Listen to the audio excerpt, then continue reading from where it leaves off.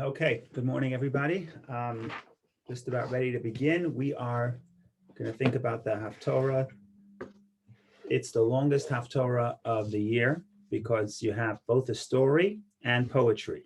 You have this, it's the book of Shoftim, the book of Judges, chapter 4 and chapter 5. Chapter 4 discusses the story, the event, and chapter 5 is the song that is sung about this event. So we're referring to the story, of course, of Devorah the prophetess, one of the leaders of the Jewish people in the era of the Judges, which follows when the Jewish people enter the land of Israel with Joshua. So after Joshua passes away, there's no formal leadership, and the book of Judges describes a few hundred years where there are different leaders, spiritual leaders that emerge, but often those spiritual leaders also have to take a military role because they have to protect the various tribes from various invasions. Part of the problem in the book of Judges is that there's no standing army. So every time the judge needs to get the troops together, rally troops to protect a certain region of the land, not always are the other tribes forthcoming. And that's an important part of the story and the song. And also it is sort of an explanation of why at the end of the book of Judges, the book of Samuel, the people want a king, because they realized that with a king, you can have an army and the king can create a draft and sort of protect the people in that way. So that's sort of background. In this story, though, the judge is a woman, Devorah, not unheard of completely, but certainly uncommon. We discussed this great battle where the Jewish people are being oppressed by a king of Canaan, one of the Canaanite kings, who still remained in the land, because when Joshua comes in, even though he comes in and he conquers the land of Israel, but there are a lot of pockets of territory that he does not conquer, and ultimately the surrounding nations of the native nations ultimately become strong again and start oppressing the Jewish people throughout the next few hundred years.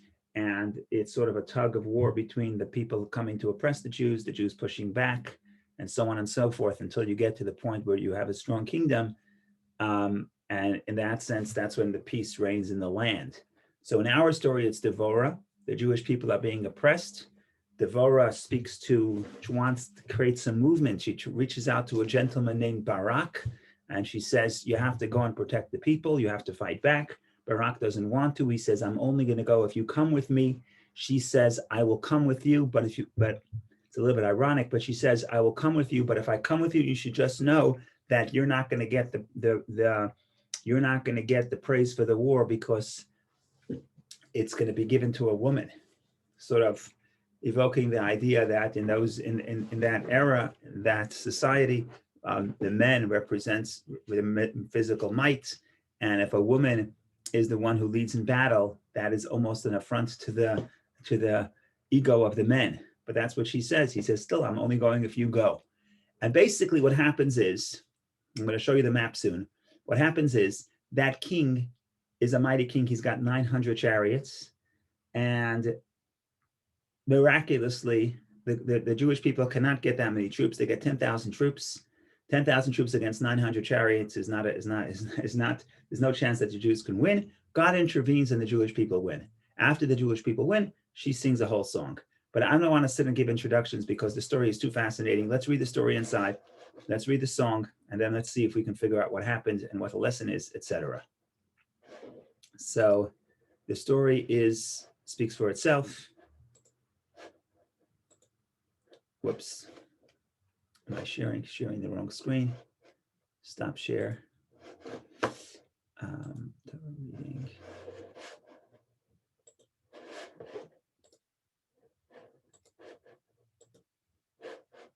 Okay, I think this is a little bit better.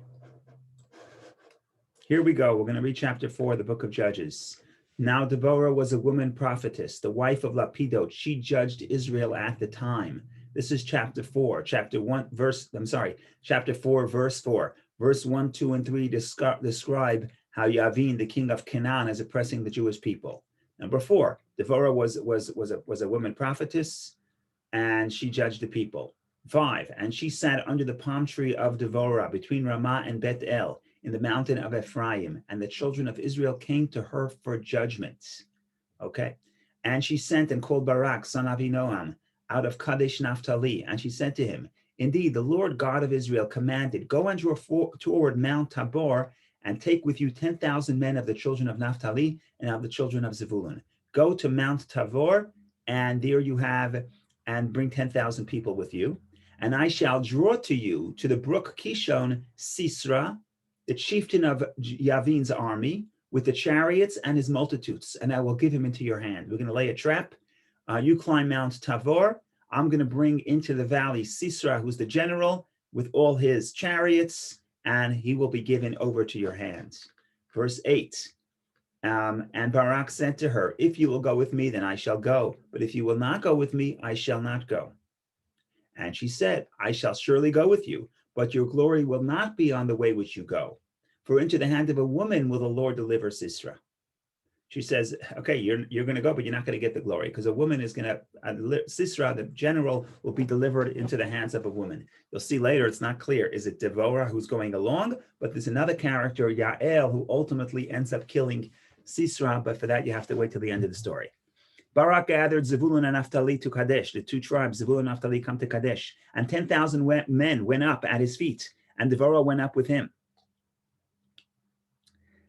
Now, Hever, the Kenites, had separated from the Kenites of the children of Hobab, the father-in-law of Moses, and he pitched his tent as far as Elon in Saananim, which is in Kadesh. In other words, this story is very important.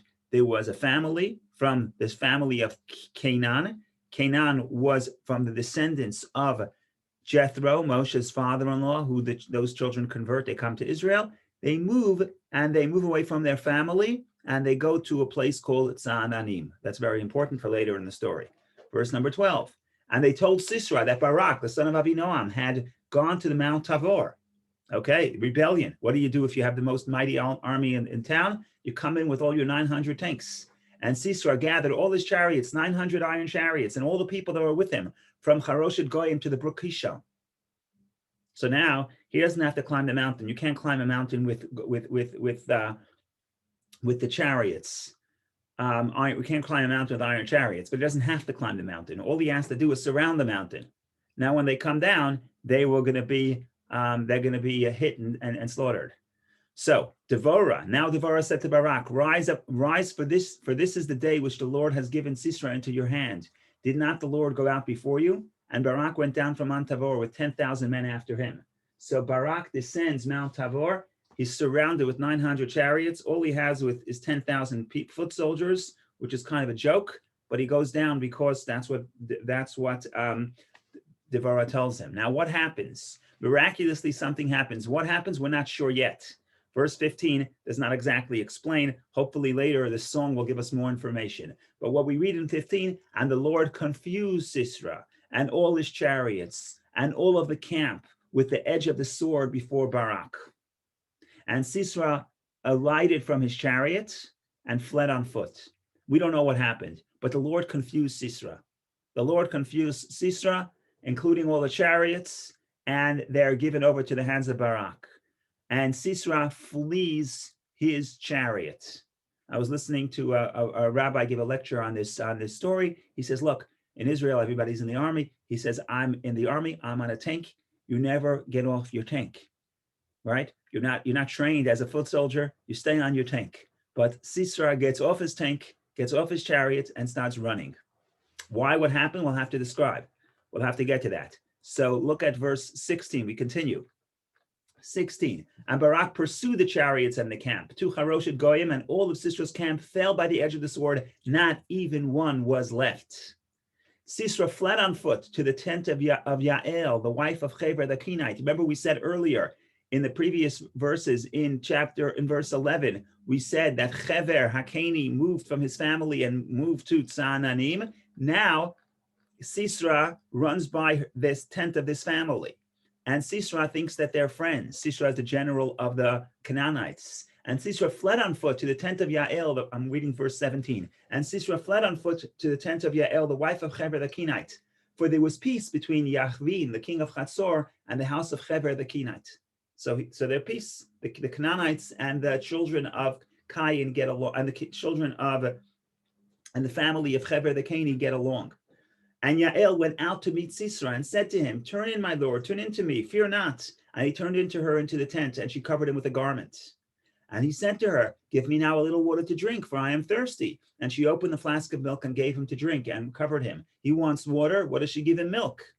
Okay, that's already problematic. Not a problematic. She's got a plan. And he said to her, "Stand in the doorway of the tent, and it shall be, if any man comes and asks you and says, 'Is a man here?' then you shall say, 'There is not.'" Yael, the wife of Heber, took the tent pin and placed the hammer in her hand and came to him silently and thrust the pin into his temple, and it pierced through into the ground. And he was in a deep sleep and weary, and he died. So she kills the minister. She kills the general.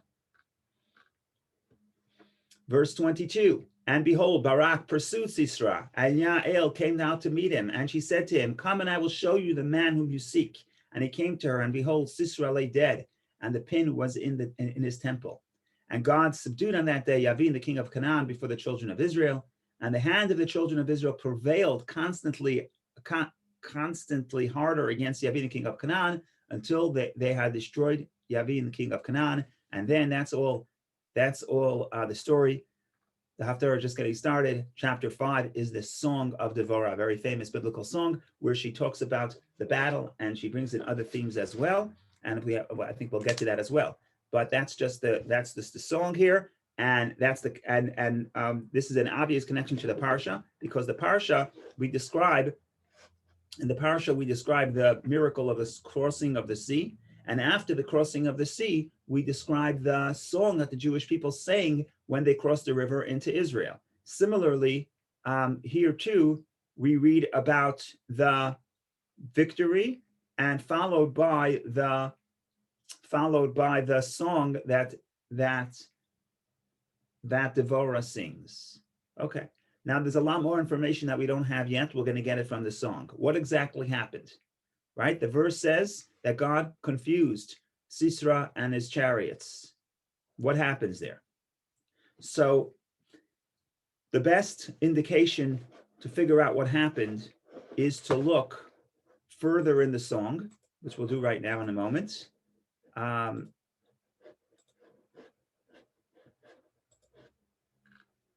Part of the song, we're going to go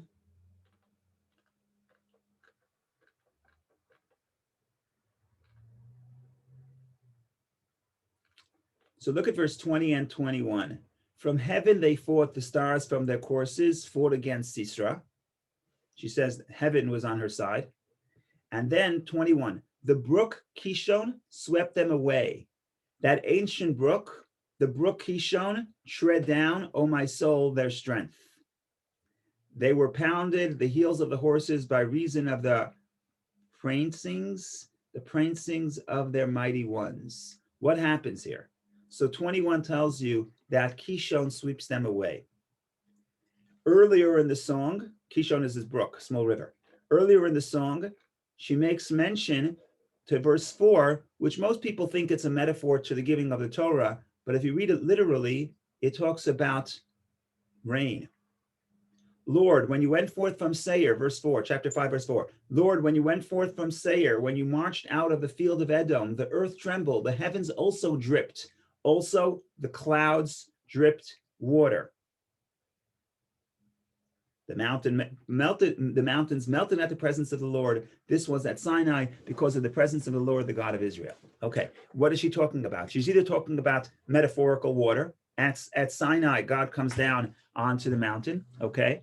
And with the water is a metaphor for Torah, wisdom that gives life. And that God brings the water down onto the earth. Or she says simply it started raining. And that's why many commentaries say what happens is it rained. Now, what happens if it rains? The entire valley becomes mud, and Kishon the brook could overflow. And if Kishon overflows, then all your 900 chariots are worthless because you can't move. And at that point, it just gets stuck in the mud and it becomes a trap, a death trap. And therefore, what do? You have to run away. You have to jump out of your burning tank, so to speak. You have to jump out of the tank that's just been sinking in the mud. And that's the miracle that happens. The miracle is that it starts raining and the brook overflows. Kishon overflows sometimes. The last time it overflowed was in 1992. It literally floods certain cities in northern Israel. So that is, according to many commentators, that is exactly what happened. So there's a map over here that I'm going to show you in a moment. There's an interesting website that has a cool feature. And the feature is you can put in which chapter of the Bible you want. And then all the places mentioned in that chapter appears on the map. So you're not distracted by the whole map. So I'm going to share that right here, I think you can see it, right? So here is what's happening here.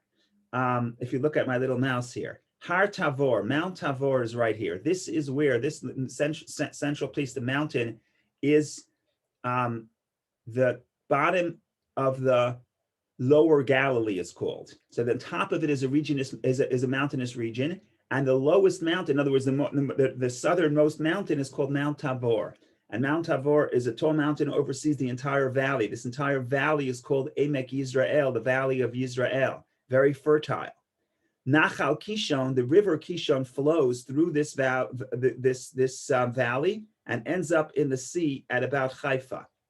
Now, what happens is, so Devorah, this entire region is dominated by the king of the Canaanite king. We know he's from Charoshet Hagoim. That's where he's from. And so what happens is the prophet Devorah, who really lives on Ephraim, on these mountains, she tells Barak, go to the people of Naphtali and climb Mount Tabor, climb this mountain. What happens is, as soon as the king hears that, as soon as the general hears that, he takes all his 900 chariots and pours right into the valley around the mountain. Okay, that's the trap. They're around the mountain. For either it rained or it rained elsewhere, this Nachal Kishon, the brook of Kishon, overflows, floods the valley. Floods your valley, your 900 chariots are not going to do anything for you. And that's really the miracle, because then you have 10,000 foot soldiers who are accustomed to fighting face-to-face on foot, are going to be more powerful and quicker to move and quicker to organize against people who are trained to fight with chariots. So they have the advantage, and that's how they win this battle. So that is, if you want to know the technicality, according to what most opinions, what they believe that happened. What's interesting is, and this is another interesting point, what's interesting is the story of the battle is not written in chapter 4. It's written, this central point of what exactly happened in the battle is not written in chapter 4. It's only recorded in chapter 5. In other words, the story has two parts. It's got the prose that tells you the story. Then it has the poetry, the song in chapter 5. So this critical piece of information, the Nachal Kishon overflows, it's not said in chapter 4 where the story is told. It's only said in chapter 5 where Devorah is singing about it. How come? So one theory is we cannot tell you this bit of information during the prose. Why? Because then people will say, oh, it's not a miracle. The thing overflowed. Okay, it's the summer, it doesn't rain, but it's not a miracle. So what Devorah does, or what the author of the book does, is he says, we're going to tell you this information as part of the poetry, as part of the song, because in the song, it's clear what we're doing, we're praising God. So we are attributing the overflowing of the river to God. And that's why this bit of information is saved, not when we talk about what happened, but when we talk about the praise to God, to highlight this idea and make no mistake. Yeah, the river overflowed, but that's a miracle. So that's just one detail about where we place it. Now, the song is a very poetic song, but it's not just poetry. She is also, what she is doing, she's also getting into politics. In other words, what she does is she rebukes the tribes that do not come to battle. Because this is a very central theme in the book of Judges. Part of the problem of the era of the Judges is that the tribes do not feel responsible and obligated for each other. So each tribe is on their own. And she, in the song, as part of the song, is going to rebuke the tribes that did not volunteer to show up, and then praise the tribes that did sacrifice their life, or were prepared to sacrifice their life to protect the people of Israel. And that's a very important theme because that's really part of the entire theme of the book of Judges. So we're going to get to that in a moment. We'll get to the song in a moment and go through the song as well. That's a little bit more complicated because it's poetic, so every verse can be read multiple ways, but we'll make an attempt to read those verses. Another interesting Kabbalistic detail is that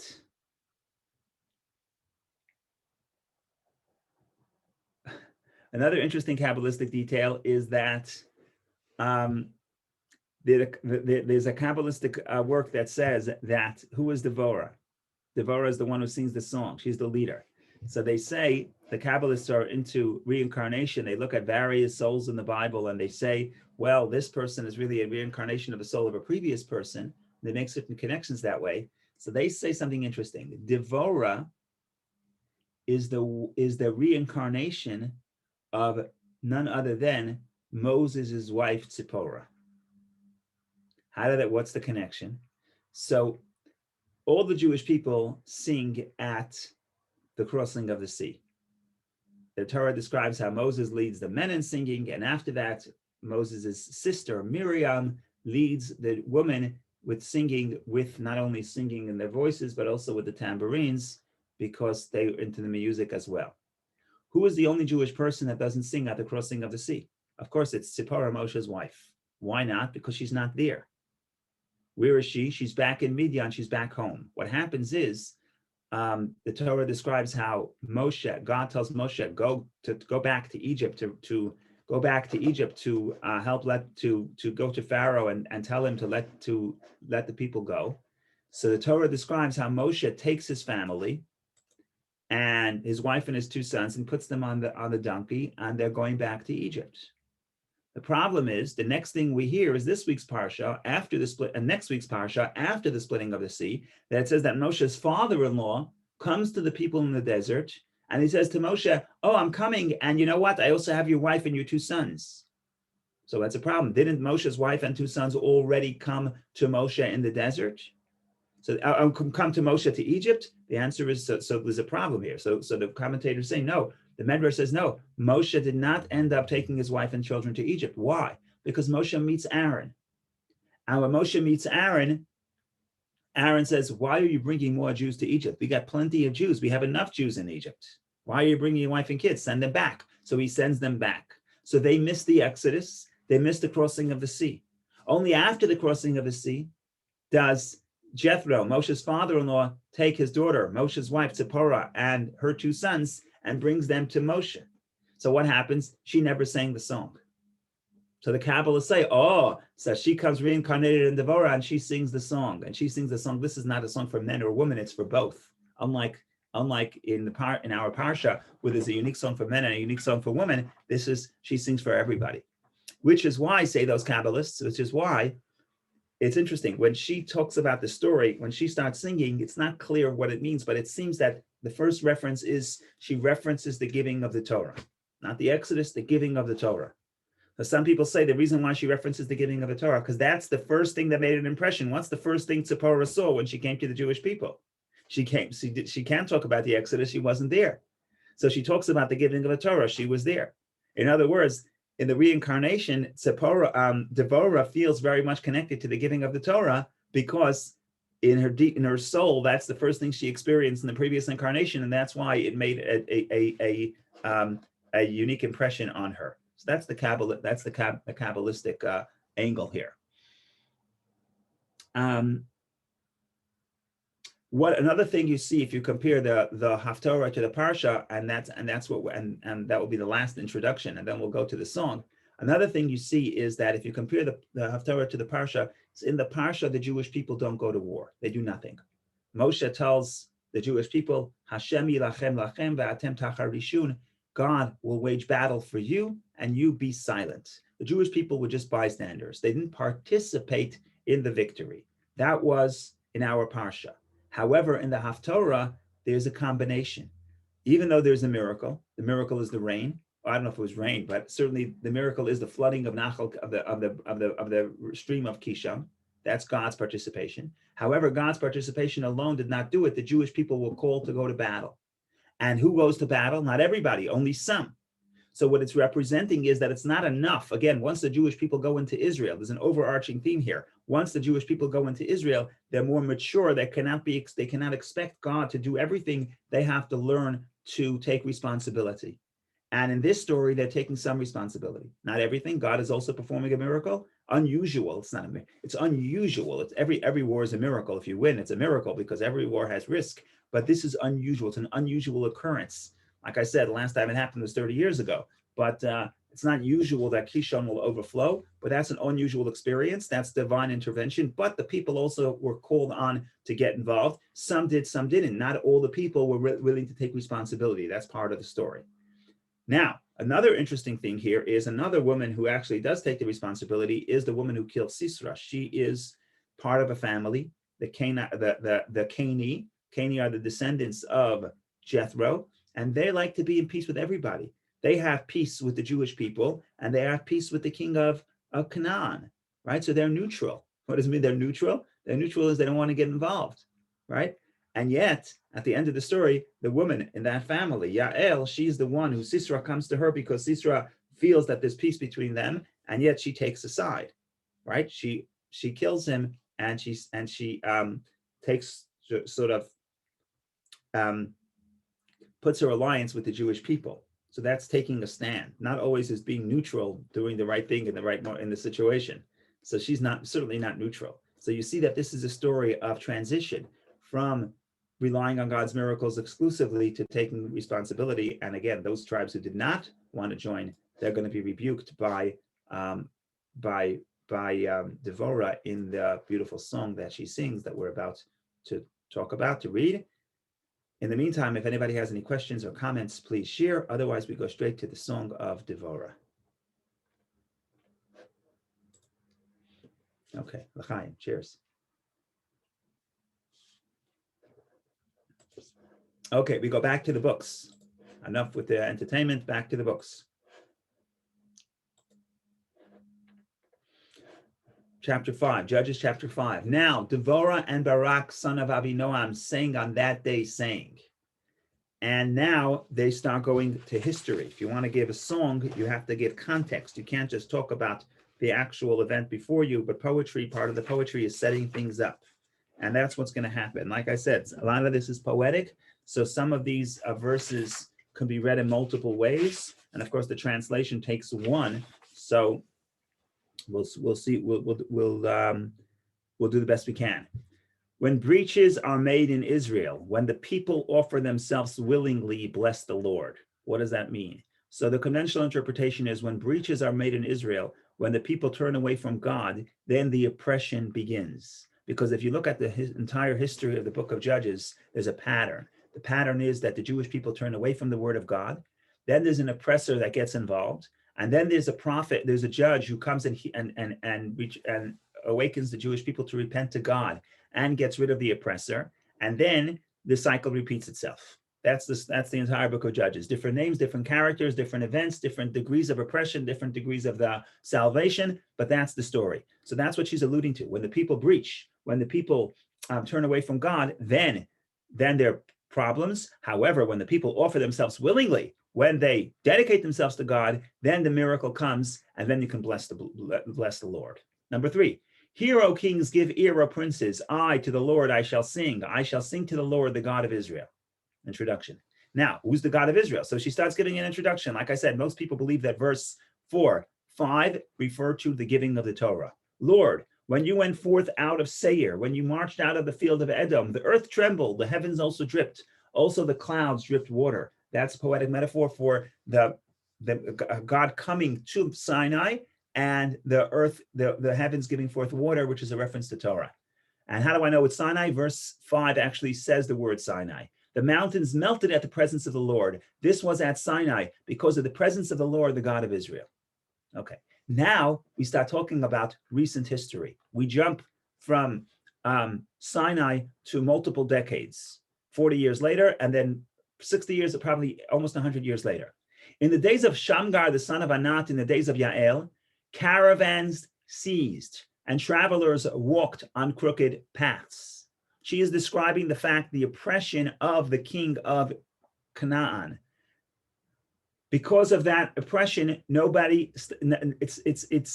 people are not walking traveling in caravans. If there's no caravans, there's no commerce. Okay, that's individuals are afraid to travel. Then verse 7, the open cities seized in Israel, they seized. In other words, nobody can live in an open city. You can't live in a field. They were afraid of the Canaanites. They have to guard themselves in walled cities, which means the agriculture is affected because you can't do any agriculture in a walled city. So these two verses are not described, are actually elaborate on what we had in the previous chapter. The previous chapter did not really explain the extent of this oppression. But now she's saying what happens is the entire commerce comes to a standstill. There's no longer caravans.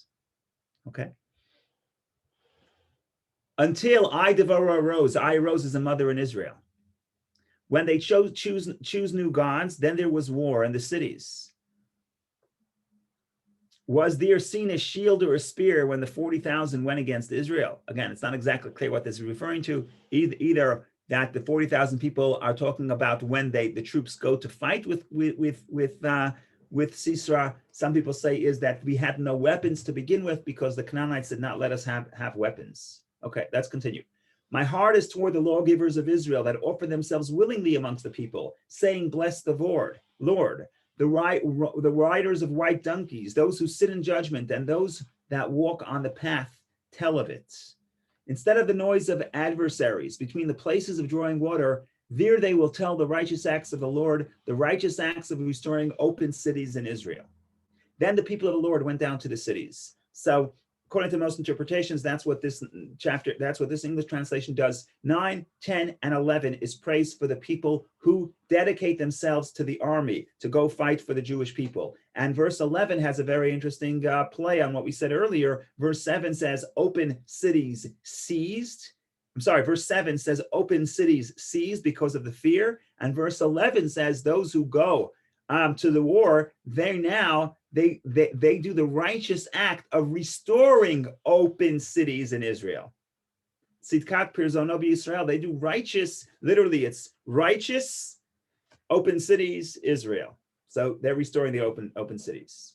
Okay, let's continue. Verse 12. Praise, Devorah, praise, utter a song. Arise, Barak, and capture your captive, son of Avinoam. Then ruled a remnant among the mighty of the nations. The Lord dominated the strong for me. And now we start going about the tribes and looking at, she turns to all the tribes describing which ones joined and which ones do not. Out of Ephraim, whose root was against Amalek, after you will be Benjamin with your abaters. Out of Machir came down officers, and out of Zebulun they that handle the pen of the scribe. In other words, who came to fight? People from Ephraim. By the way, Devorah was sat in Mount Ephraim, so we assume that Devorah was from the tribe of Ephraim, and Benjamin, and Zebulun. They handle the pen of the scribe. They're scholars, but they were not afraid to come to battle. And verse 15, and the princes of Yisachar with Devorah, as was Yisachar with Barak, into the valley they rushed forth with their feet. So this is interesting, right? Into the valley, they rushed forth with their feet. That's a description of the battle, because remember that they were gathered on top of Mount Tabor, and at a certain point, Devorah says, go down, now is the time to make the move. That's what she's describing. The problem is Reuven. Reuven was on the east side of the Jordan. He's on the other side of the Jordan. He's not interested in coming. He doesn't show up. But among the divisions of Reuven, there were great resolves of heart. Why do you sit between the borders to hear the bleatings of the flocks? At the divisions of Reuven, there are great searchings of heart. In other words, search your heart. Why are you divided? Why are you separate? Why are you staying with your cattle instead of coming to battle? And the same thing is with Gilad. Gilad is also the people, descendants of Manasseh, who were on the other side of the Jordan. 17, Gilad abided beyond the Jordan. And Dan, why does he gather into the ships? Asher dwelt at the shore of the seas, and by his breaches he abides. Both Asher and Dan are on the sea. On the sea means they're involved in commerce, meaning they don't really feel the oppression of Yavin in the heartland, in the valleys where the agriculture takes place. So they're more international. They need business. They're not starting a war with Canaan, which will undermine their commerce. So basically, every tribe is just interested in their own well-being, which is part of the big problem here. Verse 17, verse 18, finally, she praises the two tribes who took the most part of the war, which is Zebulun and Naphtali. 18, Zebulun is a people that jeopardized their lives to die, as did Naphtali upon the high places of the field. What's the high places? High places, again, Mount Tabor. If you go down Mount Tabor, you're risking your life, but they did. The kings came and fought. They fought the kings of Canaan in Taanach by the waters of Megiddo. They took no gain of money. From heaven they fought, the stars from their courses fought against Sisera. The brook Kishon swept them away, the ancient brook, the brook Kishon, tread down, O my soul, their strength. Then were pounded the heels of the horses by reason of the praisings, the praisings of the mighty ones. So again, it represents the horses also getting stuck. Curse you, Meroz, says the messenger of the Lord. Curse you bitterly, you inhabitants thereof, because they came not to the aid of the Lord, against the mighty. Who's Meroz? Cursed are the people of Meroz that didn't come to help God.